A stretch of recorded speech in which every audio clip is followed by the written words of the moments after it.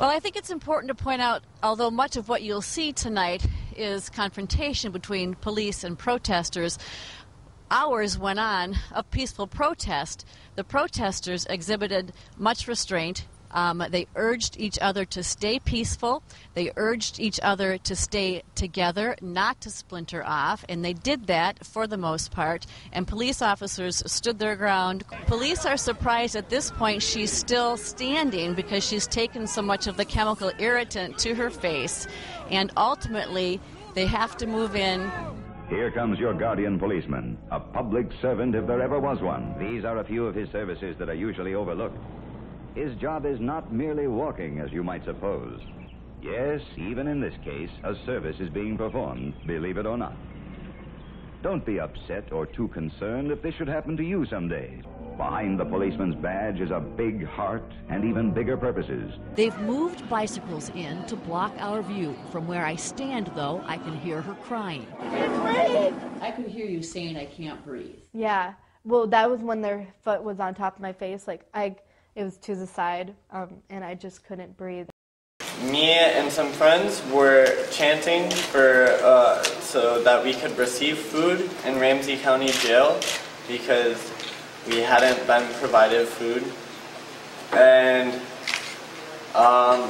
6 or 7 officers came into my cell, and they took one officer punched me in the face right here, where you see this bruise, and then they slammed, and I fell to the ground unconscious, and the officer grabbed me by the head, slammed my head on the ground, and reawoke me out of to consciousness, and I was bleeding everywhere.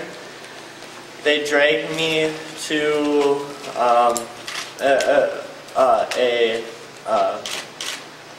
another detaining cell. They put a bag over my head that had a gag on it, and they used pain compliance tactics on me for about an hour and a half.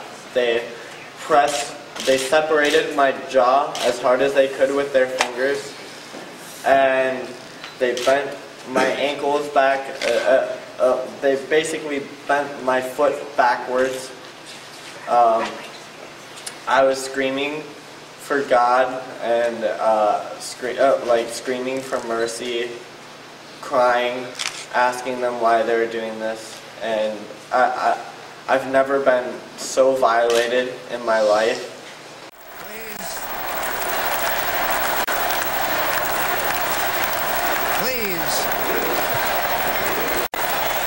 Please.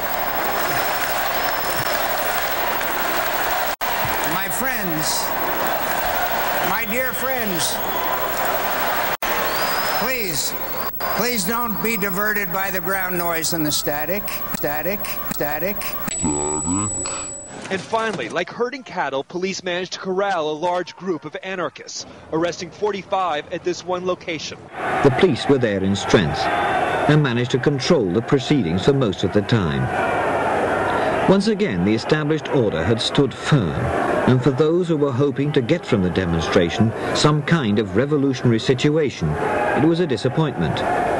They realized now that big demonstrations were a waste of time.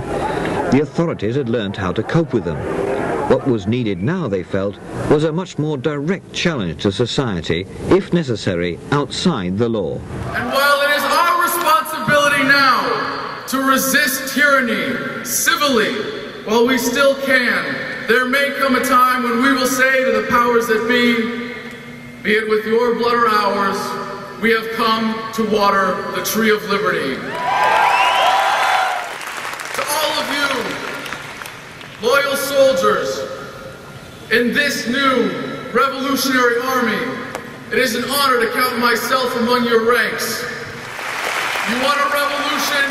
You better be ready to fight for it.